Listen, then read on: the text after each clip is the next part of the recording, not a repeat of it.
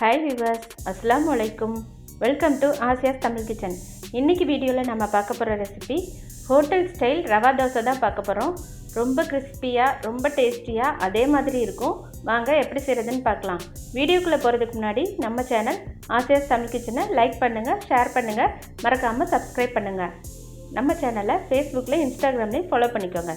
இப்போ வாங்க வீடியோக்குள்ளே போகலாம்.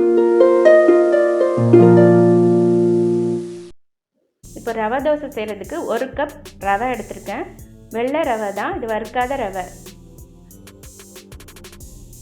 இப்போ இதிலே 3/4 கப் அரிசி மாவு,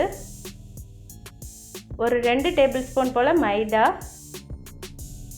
இதுக்கு தேவையான உப்பு சேர்த்துக்கோங்க. இப்போ சின்ன சின்னதாக நறுக்கின இஞ்சி, அப்புறம் 4 கப் தண்ணி சேர்க்க போகிறேன்.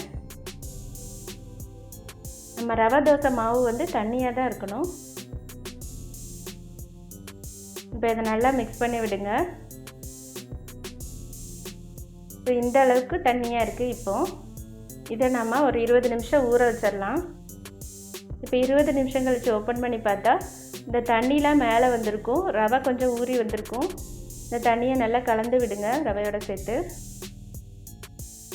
இப்போது ஒரு பச்சை மிளகாவை கட் பண்ணி சேர்த்துருக்கேன், அப்புறம் நறுக்கின கருவேப்பிலை, அப்புறம் ஒரு பெரிய வெங்காயத்தை ரொம்ப ஃபைனாக சாப் பண்ணி சேர்த்துக்கோங்க. சேர்த்துட்டு நல்லா மிக்ஸ் பண்ணிக்கோங்க.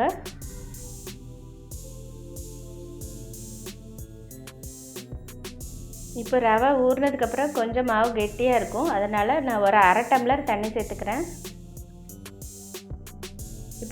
இப்போது நான் தயிர் சேர்த்துக்கிறேன். ஒரே ஒரு டீஸ்பூன் மட்டும் தயிர் சேர்த்துக்கிறேன், ஒரு புளிப்பு டேஸ்ட்டுக்காக. இப்போ தண்ணி சேர்த்ததுனால கொஞ்சமாக உப்பு சேர்த்துக்கிறேன்.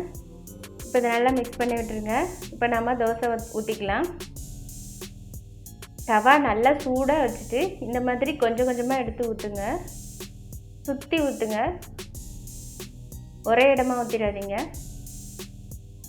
அப்போ தான் இந்த மாதிரி ஓட்டை ஓட்டையாக வரும், பார்க்க அழகாக இருக்கும். இப்போ இதுக்கு மேலே நல்லா எண்ணெய் ஊற்றிடுங்க. எண்ணெய் இல்லைன்னா நெய் சேர்த்துக்கோங்க, உங்களுக்கு எது விருப்பமோ அதை சேர்த்துக்கலாம். இப்போது ஸ்லோ ஃப்ளேம்லேயே வச்சு மேலே மொறுமொறுப்பாகிற வரைக்கும் வேக விடுங்க.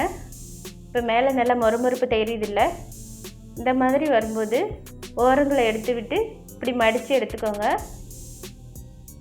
அவ்வளோதான். இப்போ ரெஸ்டாரண்ட் ஸ்டைல் ரவா தோசை நம்மளுக்கு தயாராகி வந்துருச்சு. இதுக்கு கார சட்னியோ தேங்காய் சட்னியோ எல்லாமே ரொம்ப சூப்பராக இருக்கும். நீங்களும் ட்ரை பண்ணி பார்த்துட்டு எப்படி இருந்ததுன்னு உங்கள் ஃபீட்பேக்கை கமெண்ட்டில் சொல்லுங்கள். என்னோடய வீடியோஸ் உங்களுக்கு பிடிச்சிருந்தா லைக் பண்ணிவிட்டு உங்கள் ஃப்ரெண்ட்ஸ் அண்ட் ஃபேமிலிக்குள்ளே ஷேர் பண்ணிக்கோங்க.